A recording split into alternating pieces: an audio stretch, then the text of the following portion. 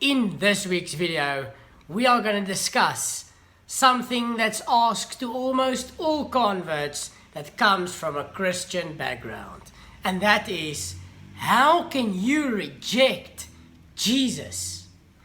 Now, first of all, I grew up in a very religious Christian family. If you are a Christian, you follow the ways of Jesus. And that is mostly in the New Testament, in the first 4 books. Now, what I always tell people is that the people that knew Jesus called him Rabbi, teacher. They never ever called him God. That came later through visions that Paul saw. Now, Paul never met Jesus.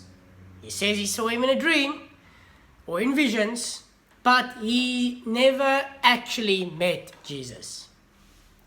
Now, the first question we got to ask ourselves is, what did Jesus actually say? Now, Jesus actually says in Matthew that he didn't come to contradict the law, but he has come to fulfill it, and that not even a letter of the law can be removed, otherwise you will be cursed by the kingdom of heaven. So that must mean that you must still keep Shabbat, you must keep kosher, and most Christians today, they observe none of these laws from the Torah. There's a few issues within the New Testament, a lot of contradictions and things that just don't make any good sense. I mean, Jesus prayed to God. He often tells his disciples, wait here, let me go pray to God. And obviously, if you're going to be praying to someone, it must mean that you believe that you are lower than that something. That was always for me difficult, the 3-in-1 concept. Now, as I said, Jesus prayed to God. Jesus, when he was crucified, said, Lama lama sabachthani, my God, why have you forsaken me? Now, that must mean that he believes that there is a God, and that he is not that God, and that God has forsaken him and didn't help him. The second thing from the crucifixion is Jesus died on the cross. Now, Christians would say he rose up after 3 days, but if you believe then that Jesus is God or a God, chas v'shalom, he actually died. Now, in my belief, God, the creator of everything, cannot die. If God were to die, everything would cease to exist. So it just doesn't make any logical sense. Christians believe that Jesus is the Messiah or HaMashiach. Now, HaMashiach is mentioned within the Tanakh, and there's many prophecies about the Mashiach, and one of the main prophecies about it is that there will be world peace. Nation will not rise up against nation. There will be no war, basically. Now, I do watch the news, and unfortunately, in this day and age, there is a lot of war from nation against nation. I mean, that you can see by just switching on your TV and watching the news. So clearly, if the Messiah has already come, there would be world peace. And there's currently no world peace. So, Jesus can't be the Messiah. Also, in the very first page in the New Testament, it gives you the genealogy of Joseph. Now, Joseph apparently can trace his line back to David. And obviously, the Messiah must come from the line of David.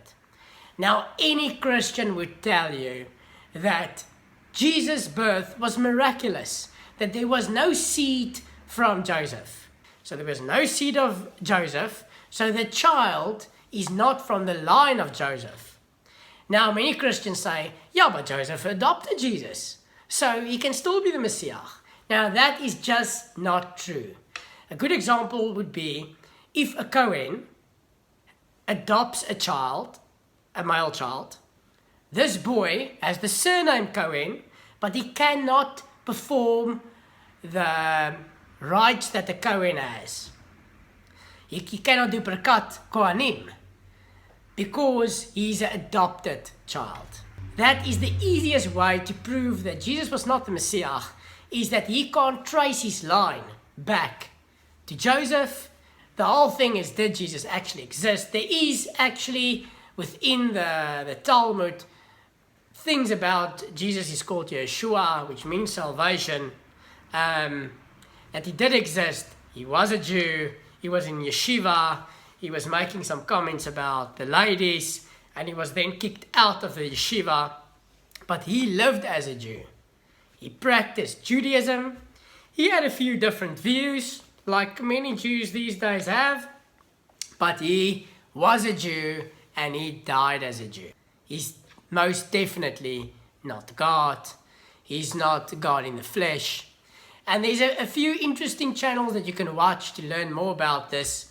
There's Rabbi Tovia Singer, who makes great videos to dispute Christianity from a technical point of view.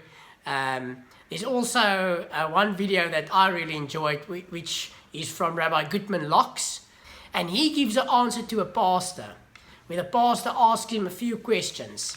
And he says in the video at one point that, "I will prove to you that I am the Messiah," says Rabbi Gutman, and through miracles, because that's the whole thing in Christianity about how can you explain all the miracles that was done. So he says, I'll prove to you that I'm Messiah. Give me any miracle that you like. So this pastor told him, well, the temple is destroyed, rebuild it for me. So Rabbi Gutman said, sure, I'll do it when I come back.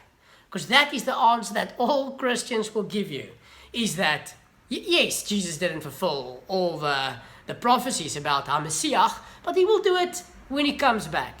Now, nowhere in the prophecies of HaMashiach does he talk about a second coming. And that is why many Christians or people that actually study the New Testament in a technical viewpoint cannot come to terms with the theology of Christianity. And that is why many of them turn to Judaism.